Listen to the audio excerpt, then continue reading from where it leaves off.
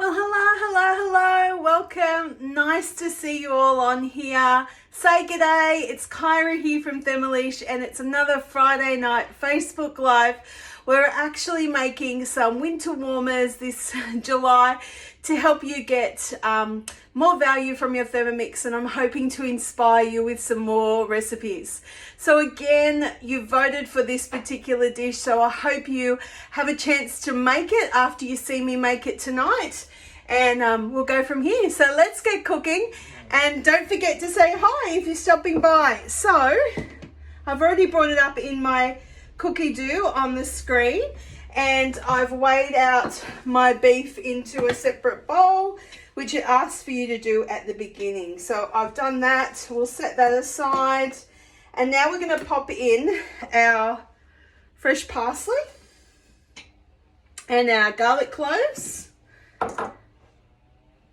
and pop out the lid back on with the measuring cup in. So we're just going to go 5 seconds, speed 6, and chop all of that up. The garlic is the garlic that I used to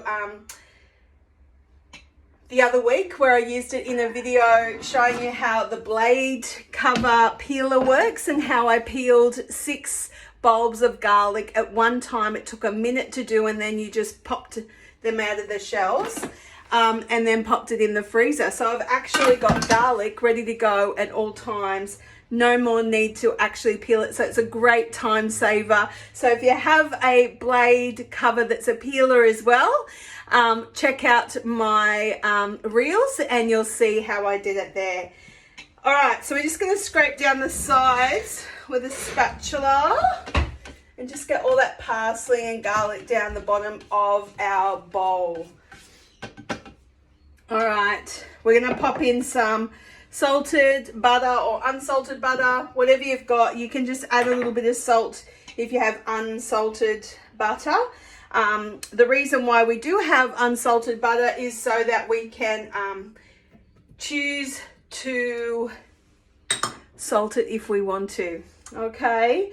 And I use a lot of unsalted butter in a lot of desserts and baking, so that's why I have a lot of that. So we've just popped in some streaky bacon, and I'm just throwing in a couple of small onions. It did say 8 pickling onions, but I couldn't find those exact ones locally, so I'm just going to go with that. And I've got some mushies prepared, ready to go, and a couple of dried bay leaves. I have got all of my herbs labeled, so it makes it a little bit easier when you're looking at them in the cupboard. So I'm just going to pop them in. Bit of ground black pepper. So it says about 1/4 teaspoon.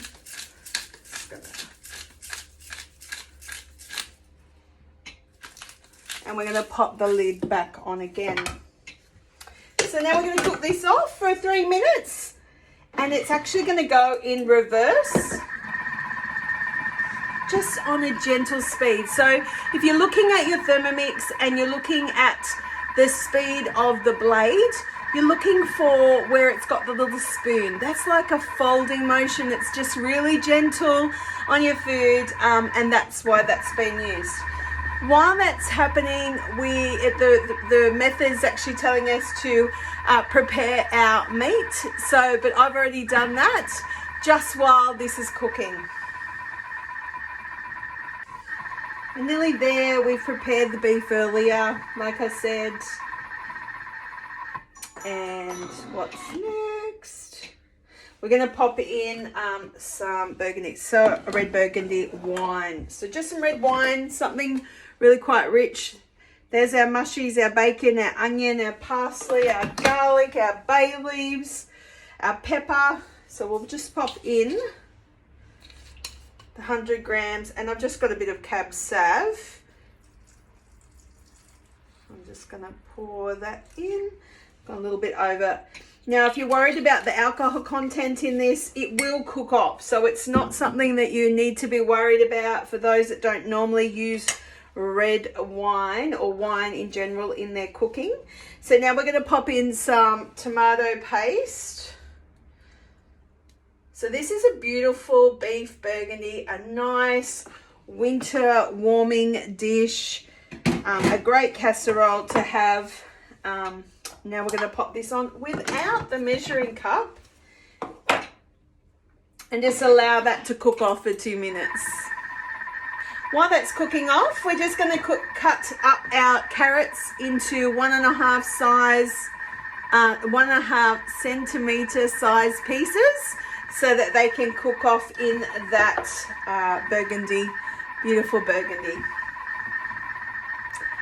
Just while that's finishing off, I just want to talk to you about next week. Next Friday is actually World Lasagna Day, so I thought we might make lasagna. So I'm going to put up a choice of lasagnas that we can vote on for next week's video and see how that goes. So we've got to pop in now some vegetable stock paste. So if you have not made this yet, or you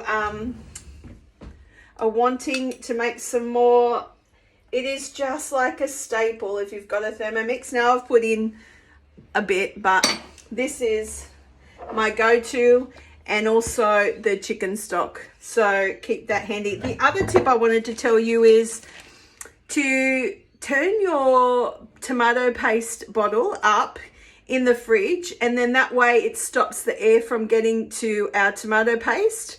I don't know about you, but over time, sometimes you can find it and it's growing a little bit of nastiness in there. Well, to avoid that from happening, if you turn the jar upside down, this will actually stop that from happening, and all your tomato paste will stay good. So we've popped in our vegetable stock paste. We're going to pop in some water now. So 300 grams of water. I never get sick of seeing those scales click over. They are incredible, just like the Thermomix. We're going to pop in just some chopped up potatoes and pop in our carrots that we sliced up earlier, and pop our lid with our measuring cup back on. So that's now going to cook off for 15 minutes. It's aiming for 12 was it? Sorry, it's aiming for 120 degrees, but as you'll see, it started off at about 65 to 75 degrees. So it's actually aiming for that.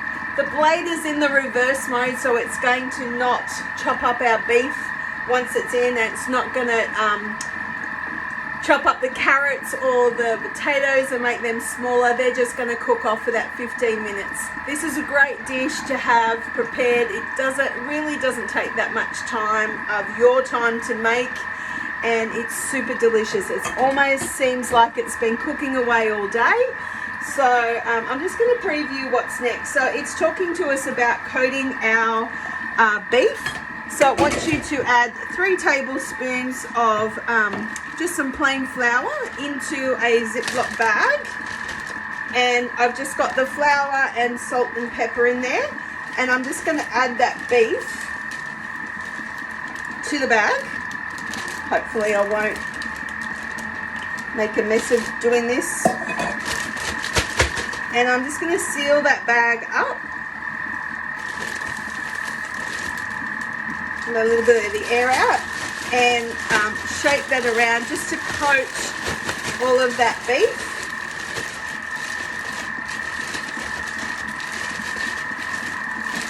So give it a good shake, and we're all ready to go in on the next step.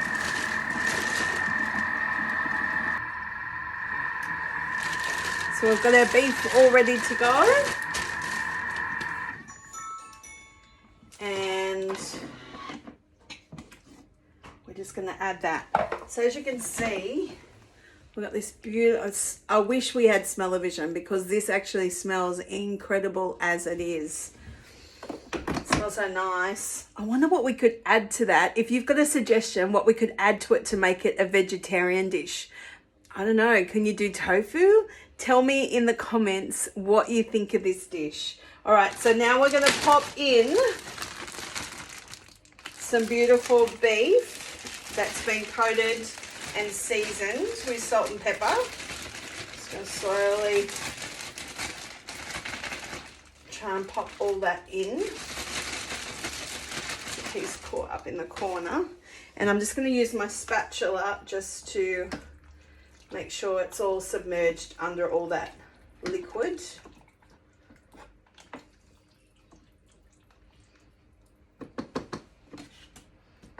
I'd also love to know what you would serve this with. So pop it in the comments what you would serve this dish with if you were having it at home.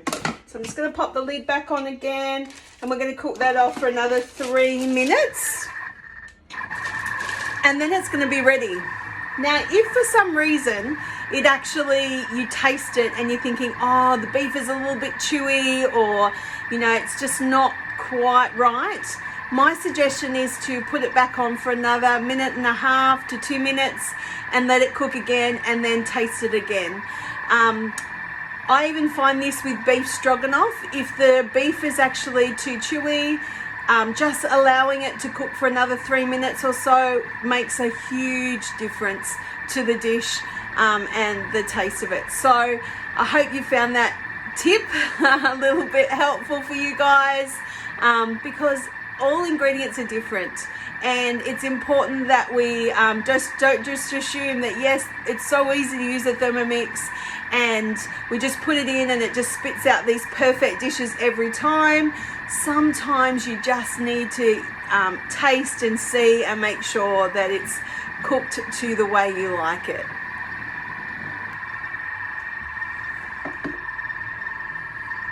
It's smelling pretty good. Alrighty, so I did actually in fact cook this for at least another 5 minutes more. So I'm going to, and I've tested it, and I'm just going to serve some of this up for you to see what it looks like. And mushies are still intact. A few of the potatoes have actually dissolved. Let's get a little bit more juice in there. Look at that, I managed to slope it up the side, but anyway. Pop a little bit of green on there, and I'm going to serve it with some lovely sourdough. And there you have it. A lovely winter stew that took really not much time at all, but it's tasty, and I really hope you enjoy it. So if you are interested in seeing more of my videos, don't forget to follow my page, Thermalish, and learn some tips and tricks. I hope you're doing well and have a fabulous week. I'll see you next Friday, if not before. So have a great week, and happy Thermomixing, everyone. Bye for now. Mwah.